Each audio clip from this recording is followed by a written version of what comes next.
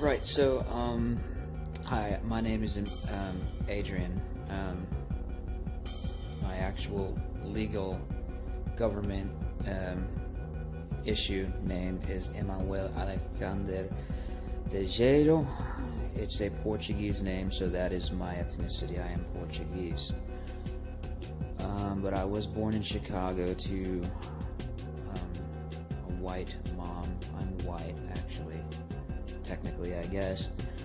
Not that any of that matters, but the Portuguese, it does kind of matter because the Portuguese possess a element of objective overview that other ethnicities do not possess. So I'm just going to go ahead and, put that out there for starters. In response to this video about Aunt Jemima, I have personal observations about this. First of all, I can be funny, and I can say that the reason Aunt Jemima was pulled was because Bill Gates didn't want to see a nigger in his kitchen. Okay, I can say shit like that, but on the serious end of it, Aunt Jemima,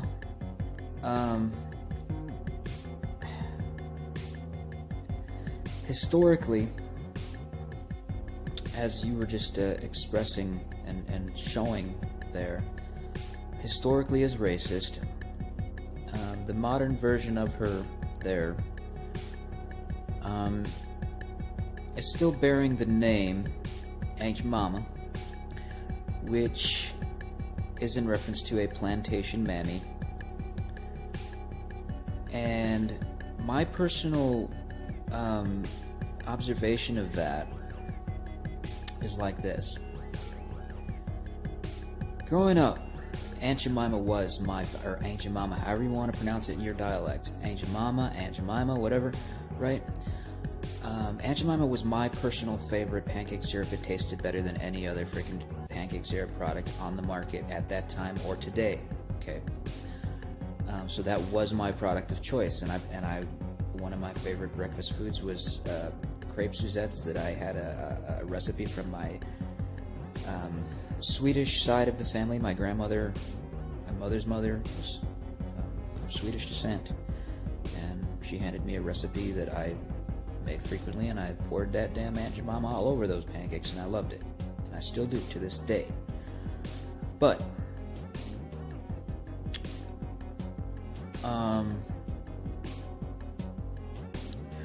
what you're expressing about the image of Aunt Jemima on there being a familiar black woman that makes you feel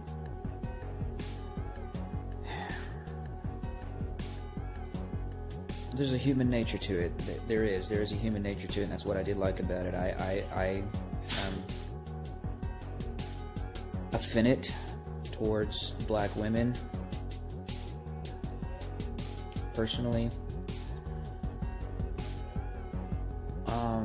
and I felt like, okay, this is a successful woman. This is the image of a successful woman. She made it in life. She got herself a pancake factory, and she made a lot of money, and she came out of slavery, and that is what is being depicted in that product is somebody that rose above and came out of those bad times.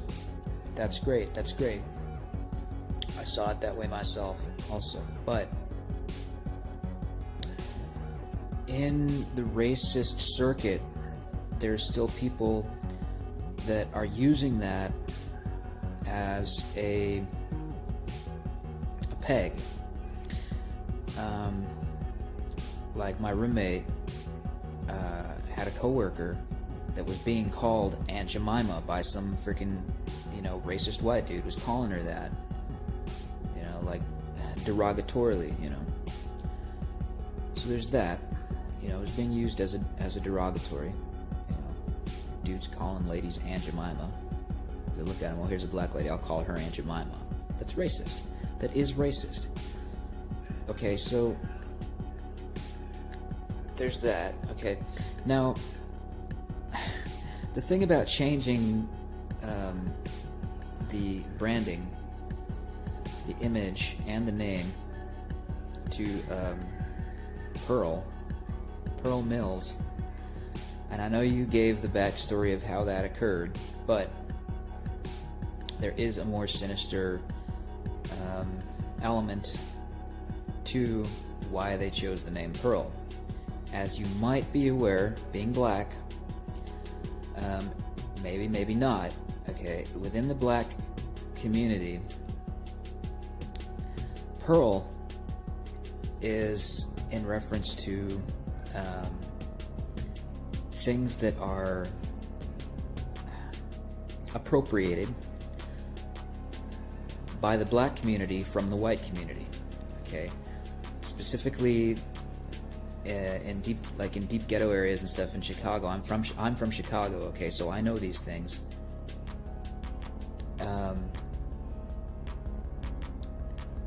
Pearl is something that black people raid from undeserving, entitled, wealthy, white people. Okay, so Pearl Mills is kind of like further aggrandizing the racist element of that product.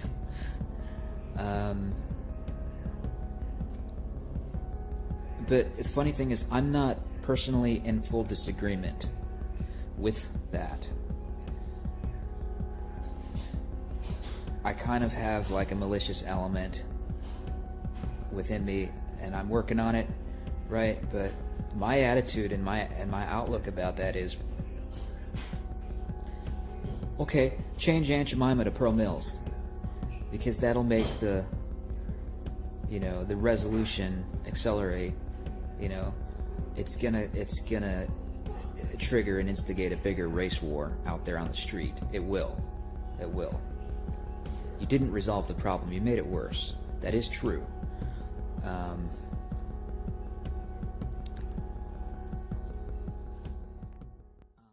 because Pearl is in reference to a gullible white person to take from. Okay, so there's definitely now a much more malicious spin on this. And ultimately, what's the resolution to that? I mean, I'm not even gonna, assume whether or not you're gonna sit there and act like, in your own mind, or even in a response, act like I'm talking nonsense, because this is the information superhighway, and you can't dismiss this information. This is like factual, cultural data here. Okay, so is there a way to resolve that? Well, you're gonna have to rebrand again, at some point, once people figure out that, that wasn't a good idea. And it's not about seeing black people on labels. It's about the, as you kept on pointing out, the years, the dating data. Since 1853, we've been having a racial problem, or whatever the year was. Was it 1853, whatever it was you just said there? So that's what the concern is to erase to get that history of racism out of the active collective thought tank, and active agenda and everything. Just get the racism out of the agenda. We have not succeeded in doing that by rebranding Aunt Jemima to Pearl Mills. Okay. And removing black people from the images of black people from the labels of products is not. That's not the target. at least for me, you put as many black people on labels as you want, but I'm in agreement with removing the ones that were connected to racism. Because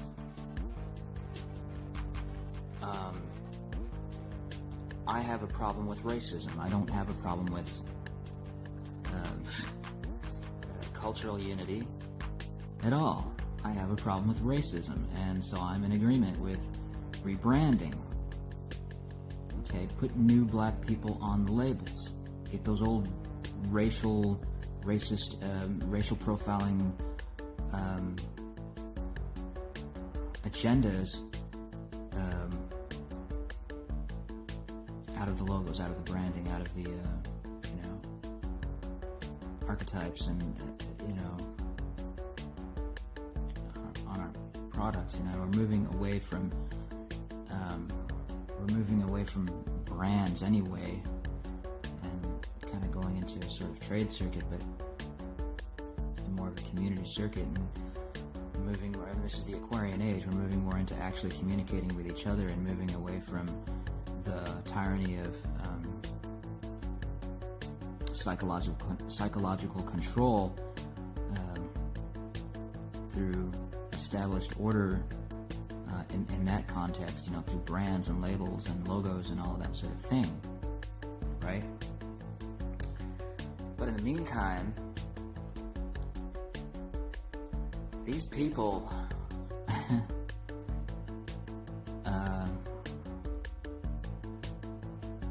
are making it worse, and they're not oblivious to what they're doing. They know exactly what they're fucking doing, okay?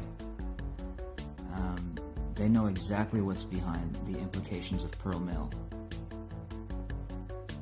As I've called attention to it here, and I'm not a big channel, I'm just a nobody, just a personal blog, I'm a freaking wingnut. If you look at my other videos, you might figure that out. Maybe not, I don't know. I don't really have a lot of videos up at this time. I kind of moved them all to a different server. We got, anti-data mining and anti-censorship servers now that we can post all of our wingnut shit onto, or all of our calls of awareness and attention to actual truth, like, minds.com and float.app and all that sort of thing. But I just figured I'd offer some insight into what you're showing us here in context to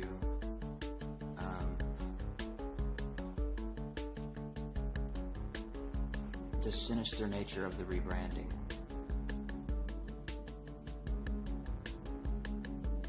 There is a sinister nature to it, that they're hiding behind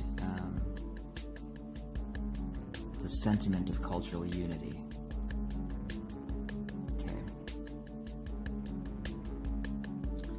So you take that into context, just at least on behalf of Pearl Mills and Aunt Jemima, which is what the topic is here. It might not be the same for other rebrands, but this one in particular definitely does have sinister motives, which I'm calling attention to here in this response. So if that helps in any way, if it doesn't, I said my piece. So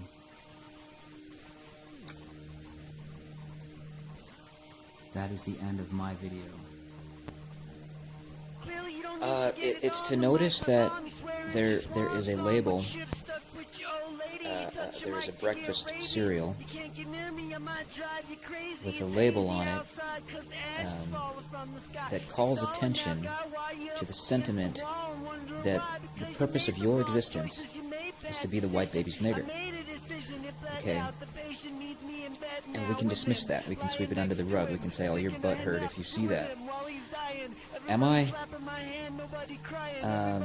or am I just calling attention to it? Am I just aware of it, and also aware and capable of observing the effect that it has on the culture?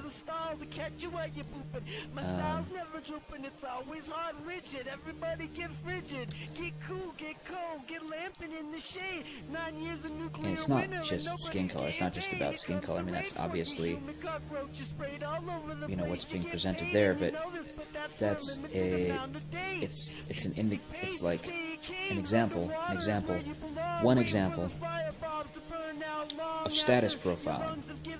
Okay, it goes way beyond racism. But I mean, obviously, racism, it's beneficial to address that element of it, because, you know,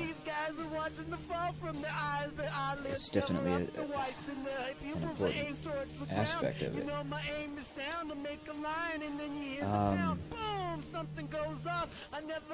But yeah, I mean, if we wanted to, we can get butthurt. We can call attention to the fact that you just heard a white guy say nigger.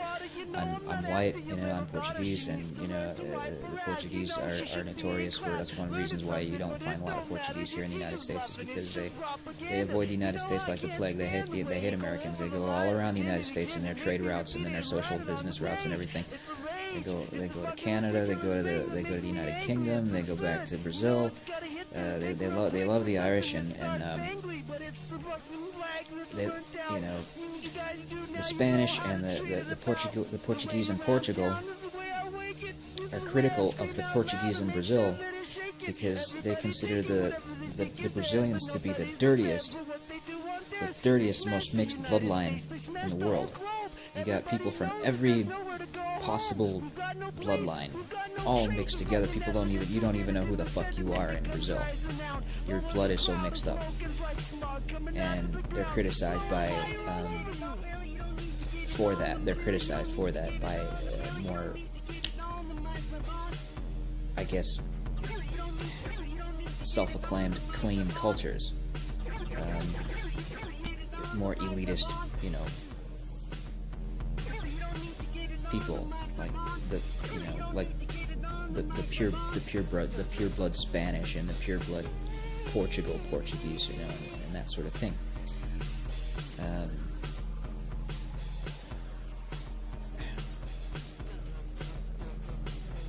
I don't see. I have my father's from Spain, but he's not Spanish. He doesn't have a lick of Castilian blood in him, but he acts like the Castilians. He's like very critical of other races, and either he's just kind of taking that role to demonstrate it, or he just really is a fucking, you know,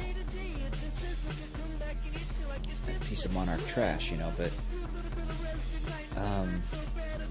I definitely learned a lot from him, from observing him and listening to his monologues and his outlook, his expressed outlook on other people in the world, and his views and expressed attitudes about social status. So,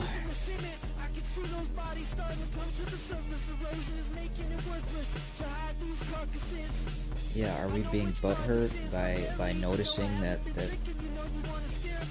those things are on those labels? Or are we just saying, look, hey, enough. You know, if we're gonna freaking stop this out here, we have to freaking remove the things that are enabling it. You know, we have to take away the enablement. You know, and those are established psychological anchors, those labels that keep people focused and reminded that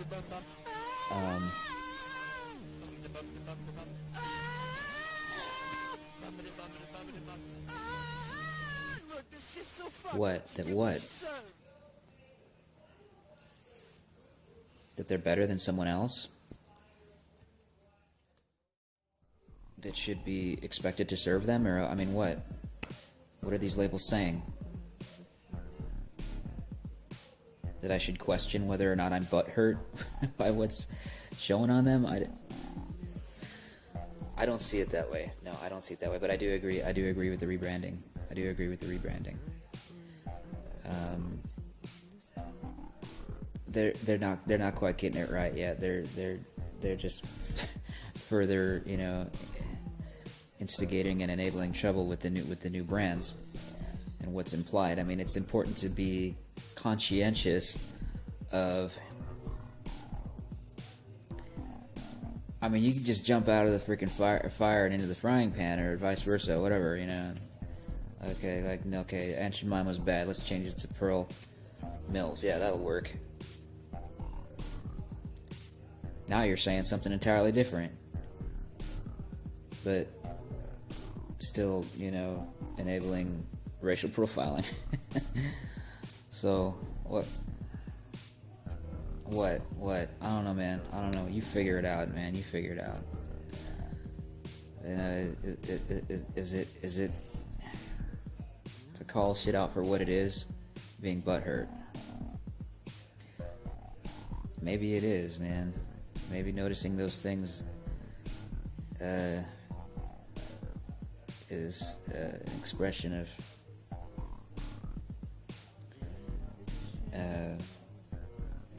obviously it's an expression of dissatisfaction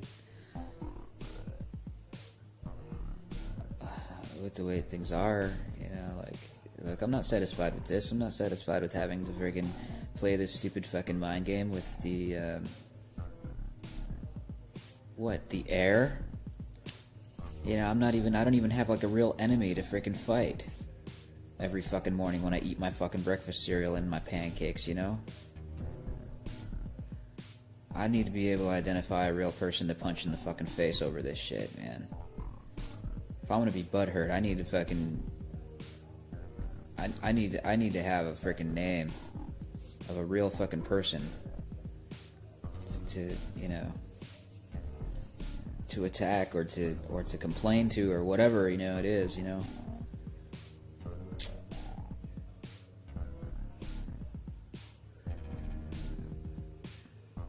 Yeah, I can't be butthurt and not know why and not know what to do about it or who to talk to about it. Be all by myself, locked in a fucking, you know, box, all by myself in a these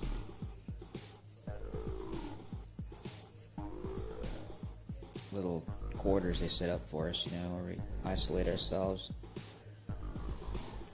And then what? Troll the internet? What? I don't know. What do we do? What do we do when we have no fucking human functionality and can't actually freaking interact on a productive level with each other? What happens? We sit in a room and and go senile and just lose their fucking minds, man. And we do it in front of everybody on the internet. That's what we do. Sure, let's do this. Why not? There is a movement occurring, and part of the process of that movement is to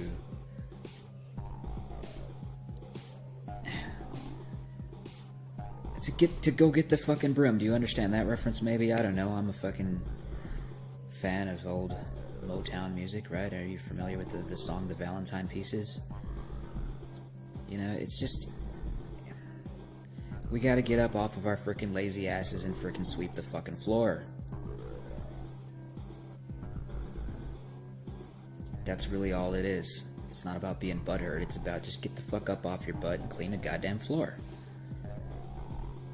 The house is a fucking mess, man.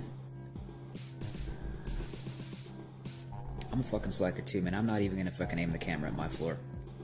I'm not even gonna do it. I'm just, you know, I'm just making a fucking point and put it in metaphorical words, I guess. I'm out.